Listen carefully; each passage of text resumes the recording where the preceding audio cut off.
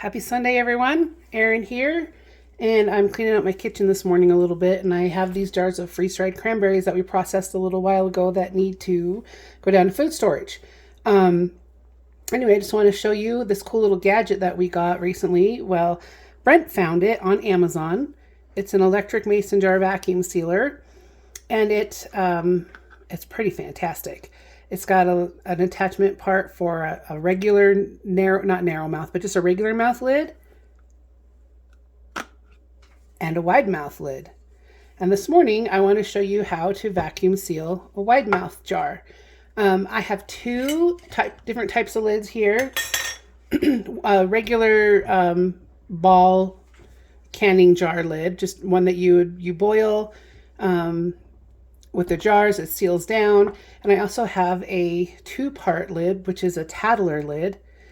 Comes with a rubber seal and a hard plastic lid. And these also process the same in a hot water bath or a pressure canner.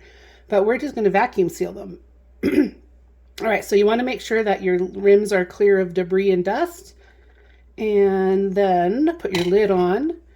And then you take your vacuum sealer and pop it on, press it down tight, press go, and it counts down. It does not, one thing about this, it doesn't have a timer, like it senses that it's done vacuuming and then it just beeps and stops.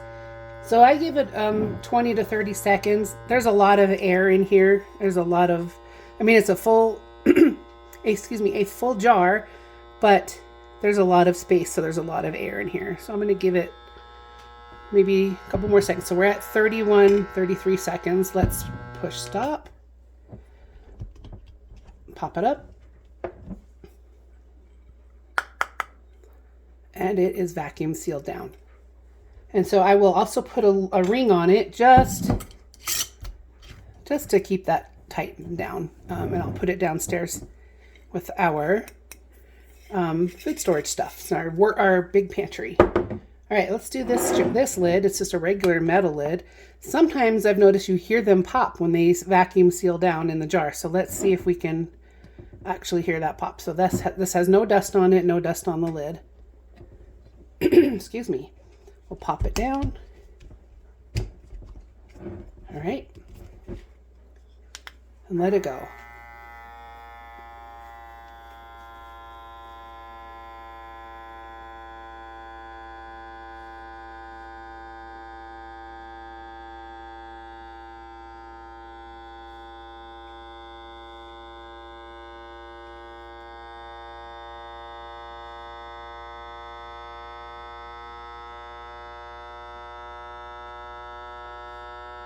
You can hear it change, make a different sound as it sucks out all the air.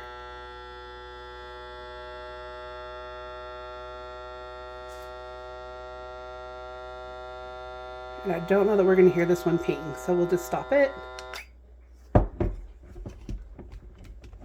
And take the lid off. And voila, it is indented or pressed down. There's no bubble up, so you know that it's sealed. And when you give it a little wiggle, it doesn't move. And that is vacuum sealed and ready for storage. One of the cool things about this is sometimes I get into stuff that I've made, like these tomatillos that we freeze dried. They're just crushed canned tomatillos. I bought some very big cans from a Costco business place. And I may only want to use like a cup at a time of this, but I don't want to haul down my big FoodSaver attachment and FoodSaver machine to vacuum seal.